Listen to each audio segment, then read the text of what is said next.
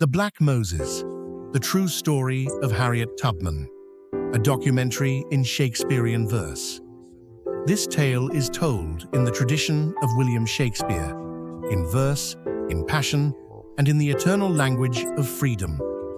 Attend, good souls, and hear a tale most true, of one who walked through hell, yet feared it not, who broke the chains that bound both me and you, and turned a slave's despair to freedom's plot.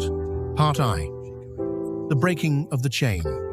In 1822, 'neath Maryland's cruel sky, a child was born to bondage, tears, and shame. They called her Araminta, but destiny would cry a mightier sound. Harriet Tubman was her name. At 5 years old, they stole her from her mother's arms to labor in the fields till blood did flow. No childhood had she, only toil and harms, a stolen life where innocence could never grow. Then came the day that forged her into steel.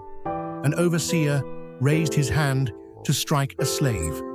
Young Harriet stepped forth, refused to kneel. A 2-pound weight struck hard. She near found her grave. They thought her dead. They cursed her shattered skull. But what seemed death became her sacred power. Visions came to her, prophetic, beautiful, God's whispered warnings. In the darkest hour, she prayed beneath the stars with fervent breath. O Lord, if slavery be sin, and sin it be, then grant me freedom's life, or grant me death, but never let me bow. I must be free. The North Star burned like heaven's watching eye, a compass for the lost, the brave, the bound. And Harriet swore beneath that sacred sky, I'll run, I'll break these chains, I'll stand my ground. In 1849, she fled alone, through swamps and woods, where death lurked all around. Her brothers turned back, frightened to the bone, but she pressed on, by faith and courage crowned. Behind her, dogs that howled for human blood, and hunters sworn to drag her back in chains before her. Rivers dark with freezing flood, and forests thick with terror, cold, and pains. She waded deep where hounds could lose her scent. She walked by night and hid by break of day. With bleeding feet and body nearly spent, she followed freedom's star. It lit the way. At last, she crossed into free Pennsylvania's land and fell upon her knees with tears of joy. I'm free, she cried, and raised her trembling hand. Yet freedom's taste was bitter, cruel alloy. For though her body now was free to roam, her family still languished back in chains, and so she made a vow that shook her bones. I'll go back, I'll break their bonds, I'll bear their pains. Part 2. Moses returns to Egypt.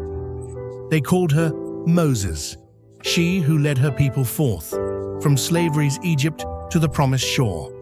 She risked her life, returning south from north, not once, not twice, but 19 times, and more. Most slaves who escaped would never dare return, for one mistake meant death by rope or gun.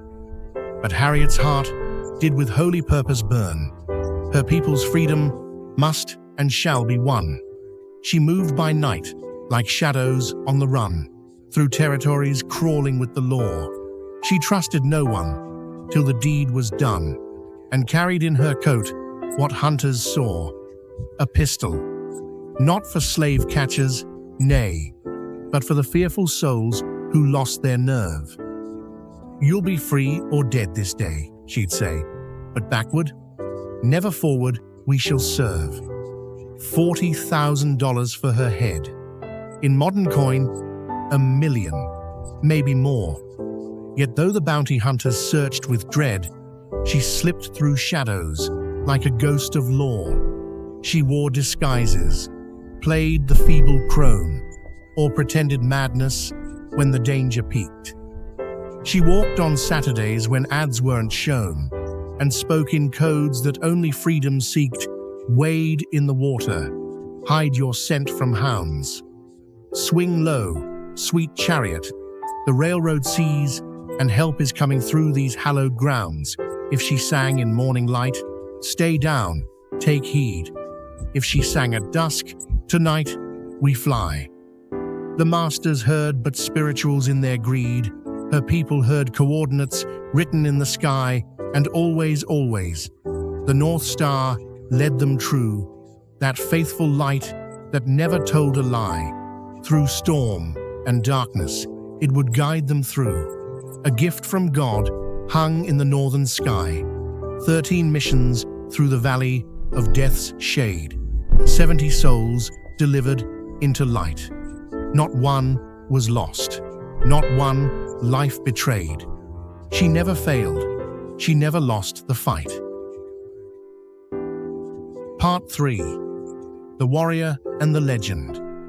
Then came the war. The nation split in twain. Brother fought brother on the blood-soaked field. And Harriet knew that now was time to gain what righteous battle finally would yield. She joined the Union cause with skill and might, as scout and spy, where few dared go.